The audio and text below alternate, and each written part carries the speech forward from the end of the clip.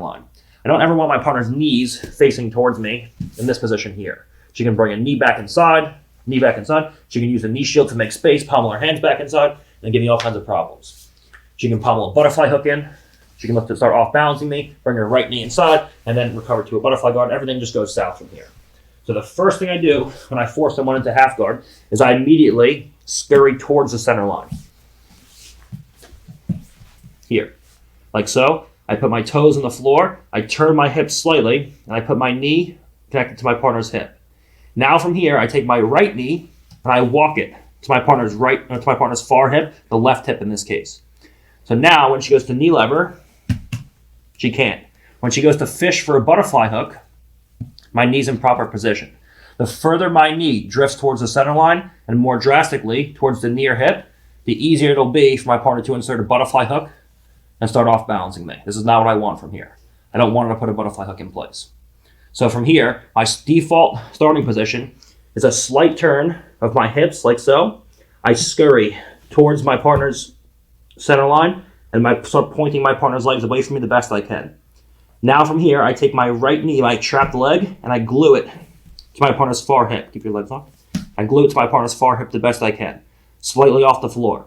When she goes to knee lever, it's hard. When she goes to insert a butterfly hook, it's hard.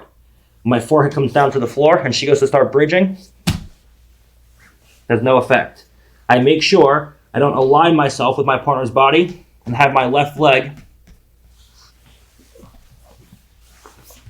aligned with my partner's body like so. If from here, because my hips are turned, she gives a strong bridge, you can get off balanced.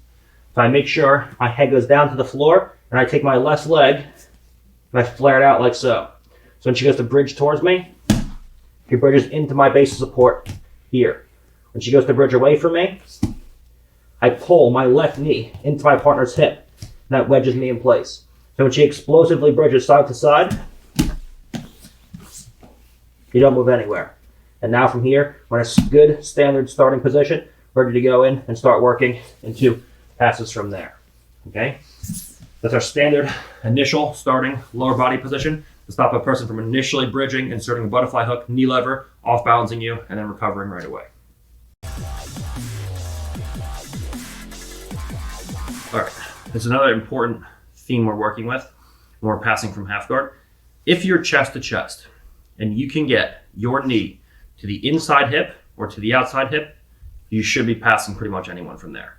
The discrepancy in your partner's ability to escape and recover and your ability to pass when you get your knee to the floor, there's such a huge gap in the option they have and the options that you have that you should be passing. Even if you're a blue belt, you should be passing world-class black belts from here, especially if you have a situation like double underhooks and you have perfect upper, whatever grips you have from here, the best being double underhooks, for example, is to pike up, and however you're going to do it, and we'll look at ways to do this in a second, is to come up, free the knee, and get your knee to the inside hip. She can do whatever she wants from here. She can freak out, she can move around. There's just almost no off balance that she has from here. And now, when she goes to make that recovery, I just go in, I easily pass. She goes to start freaking out from side control, and there's just not many options your partner has at all from these positions. Conversely, we go in, this time, we dominate the outside hip. So we free the knee, however it may be, and they go to the outside hip. When she goes to start moving around now, I put my knee in the floor. When she goes to start recovering, there's little to nothing that she can do from there, and we can easily start passing. So just play with this idea and have the confidence that if you're chest to chest and you can put your knee on the floor next to the inside hip, or you can put your knee in the floor next to the outside hip, the chances of you passing drastically increase. Okay? So have the goal in mind, however it may be. Keep the head and shoulders pinned and get your knee to the floor on the inside hip or the outside hip. If you have, let's say your blue belt training against the black belt and you have a 15% chance of passing when your knee is trapped, you now have a 90% chance of passing when your knee is dominating one hip or the other hip on the floor. The chances of passing go up so astronomically high that it's so difficult for the bottom player to recover, especially if you have proper upper body grips. So focus on getting the knee to the inside or the outside hip, and then start working to pass from there. All right, so now let's talk about some goals from these positions, and it comes down really to winning the battle for inside position. If I get chest to chest to my partner, it's because I've won the battle for inside position. Right? I'm chest to chest to my partner. My partner's trying to make space and get everything back to the inside. So if I get into a half guard, my goal is to maintain the inside position. If she can take her hands to the inside, then get her elbow to the inside, then get an underhook, and then start to off balance me and build up. Now she steals the upper body inside position and starts to go into work from here. So I want to keep the upper body inside position. Now she knows that if I win the battle for upper body inside position, she's going to have to win the battle for lower body inside position.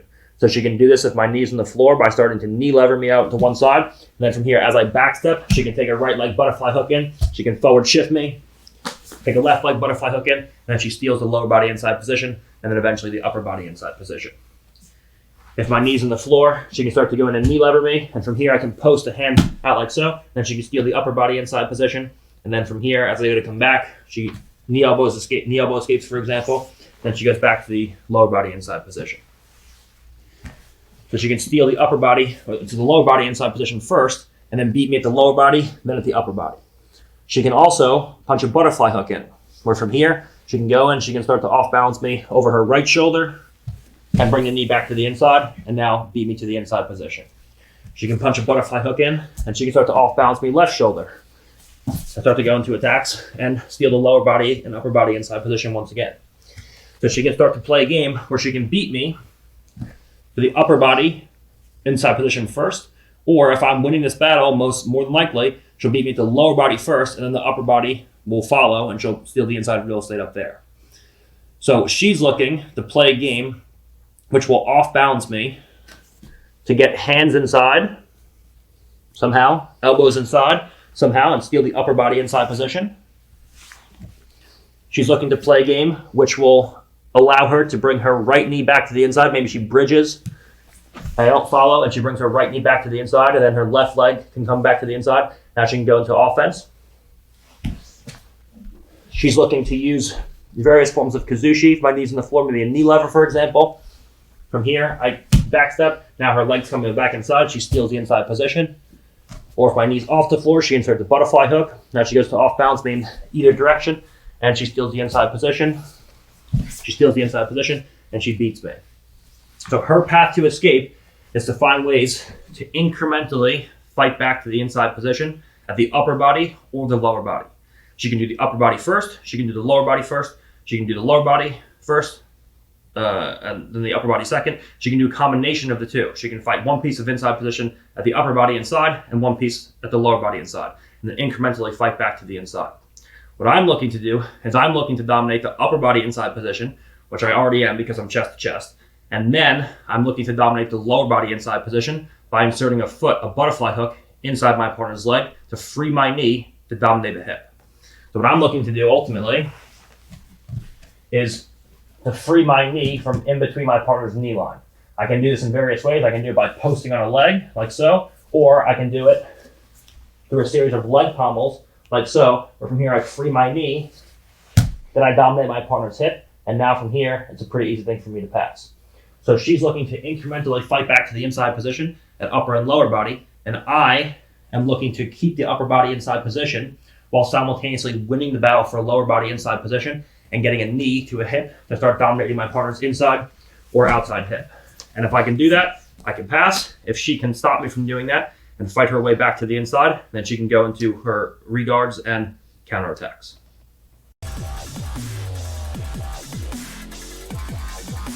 Importance of a high tripod. Importance.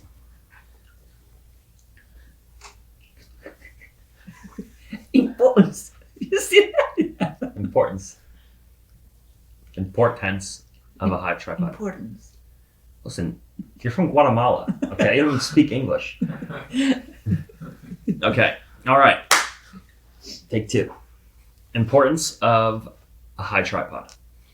All right, so when we're passing half guard, one of the big issues is because my body is more or less aligned with my partner's, big bridges, either to the near side or to the far side, can either one, knock me over, or severely off balance me and allow my partner to start recovering to inside position. What allows my partner to move me around with the bridge is hip to hip contact. The closer my hips are to my partner's, the more effect a bridge will have, provided it's the more effect a bridge will have on me, whether it's near side or far side bridge. So if I have direct hip to hip contact with my partner, like so, and she has a strong bridge to near side over the right shoulder, like so, or over the far shoulder, like so, this will have a drastic effect on me. So it's very important that when I go to insert my butterfly hook and pass from this top-headed arm, we're going to start from the top-headed arm first, that I move into a high tripod position. Okay, many passes that I look for with top-headed arm, with double underhooks, etc., will be from the high tripod position. There's a famous case. It's probably not famous to you guys, but it was famous in my development, where I'm trying to pass Joao Rocha's guard, and I think I weighed in somewhere around 225 for that, and he was 265 and very explosive. And in a gym, when I'm looking to go in and pass everyone's guard, everyone plays an inside position game. So their whole game is built around bringing knees to chest and trying to insert butterfly hooks. So it's very rare that I actually deal with someone who explosively tries to bridge me from side to side. But in competition, that's really the only thing that most people have, is they start with an explosive bridge and then they just kind of hope for the best. So in the gym, I always got away with pommeling a butterfly hook in, like so, and then just going into a high tripod after and passing, because everyone's trying to bring knees inside, so it's fine. But Joao timed it, and from here, if he was to go to give a big bridge, I can flare my leg out and negate the bridge. But I went to go pommel my leg in, and now I have no base support. So I went to go pommel my butterfly hook in, he bridged, and I actually fell all the way over to the bottom position, and I was like, oh my god, did that just happen? But he was able to do it because I wasn't in a high tripod, and he had direct hip-to-hip contact. So the importance of the high tripod is to separate your partner's hips from yours. So from here, before I go to do anything and pommel on a butterfly hook or go into any of my passing, I'll go into a high tripod, like so. So now my partner goes to give explosive bridges. There's no hip-to-hip contact. And so even if you have a narrow base of support, and I choose to use a wrist-to-wrist grip, for example, and I have the narrowest base of support, because of the fact that there's no hip-to-hip contact, my partner has a hard time moving me around. So you can play a game where you start with a looser upper body grip until you move to a high tripod, and then as you go to move to a high tripod, you can switch to a tighter upper body grip, knowing that your partner will have a hard time bridging you over because of the fact that there's no hip-to-hip contact. So even though you have a more narrow base of support with the upper body, you have a tight wedge around your partner's upper body, and because there's no hip-to-hip contact, it's hard for them to bridge you around. So I have tight wedging with a wrist-to-wrist grip around my partner like so, and now when I move to a high tripod, there's no hip-to-hip contact, so when she goes to move me around, I have a tight wedge around the head and the shoulders. I have, in general, narrow base of support with my elbows, but because my hips are no longer connected to my partner's, it's very hard for her to move me around, either with a near side or a far side bridge. So it's very important when you go to insert that butterfly hook and look to pommel into a situation where you can win the battle for lower body inside position, that you go into a high tripod first before pommeling the hook in, to avoid your partner explosively bridging you over to the near